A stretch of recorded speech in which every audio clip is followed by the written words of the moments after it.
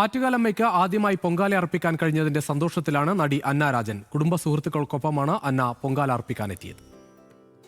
ആറ്റുകാലമ്മയെ കാണാനും ആറ്റുകാലമ്മയ്ക്ക് പൊങ്കാല നിവേദിക്കാനുമായി ഇത്തവണയും സെലിബ്രിറ്റികളുടെ ഒരു വലിയ നിര തന്നെയുണ്ട്. ഇപ്പോൾ നമ്മളോടൊപ്പം ചേരുന്നത് അന്ന രാജനാണ്.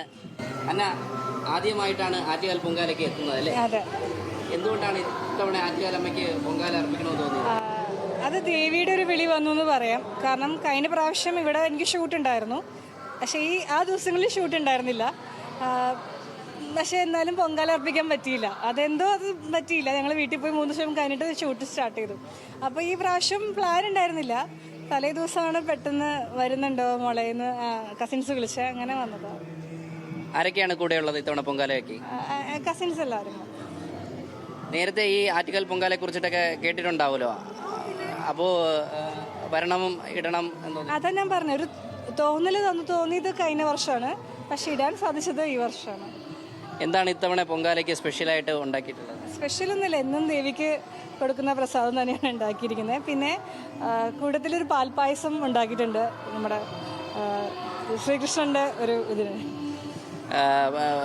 ഇപ്പോൾ ഇതിന് പുറമെ ഇനി വേറെ അമ്പലത്തിലേക്ക് പോകാനുള്ളൊരു നീക്കമുണ്ടോ? അറിയില്ല, ചിലപ്പോൾ, ഉറപ്പില്ല.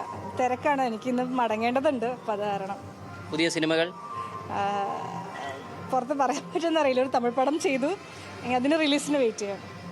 അപ്പോൾ പുതിയ സിനിമകൾ ഇനിയും കിട്ടട്ടെ. മലയാളവും സിനിമയും വെയിറ്റിംഗ് ആണ്. 2 മൂവി വെയിറ്റിംഗ് ആണ് റിലീസ്. ഒന്ന് തേരിമേരി എന്ന് പറഞ്ഞൊരു മൂവിയും, പിന്നെ ഒന്ന് നമ്മുടെ സുരേഷ് ഏട്ടൻ്റെ മോൻ്റെ മൂവി. പ്രാർത്ഥനകളിൽ വിവാഹം ഉണ്ടോ? ഇല്ല, അതൊക്കെ എല്ലാവരും ചോദിക്കുന്നുണ്ടല്ലോ, എൻ്റെ കല്യാണം കഴിപ്പിച്ചിട്ട് എത്ര ആഗ്രഹമുണ്ടോ. വീട്ടിൽ നിന്ന് ആ ചോദ്യം ശല്യമായിട്ടാണ് ഇവിടെ വരുന്നത്. അതൊക്കെ ദൈവനിശ്ചയം പോലെ ഒരു സമയത്ത് നടക്കും. എന്തായാലും ഈ ഒരു പ്രാർത്ഥനയ്ക്ക് ഫലമുണ്ടാവട്ടെ, പുതിയ പ്രോജക്റ്റുകൾ ലഭിക്കട്ടെ. എന്തായാലും നമ്മളോടൊപ്പം ചേർന്ന അന്നയ്ക്ക് ന്യൂസ് മലയാളത്തിൻ്റെ പേരിലൊരു നന്ദി അറിയിക്കുന്നു.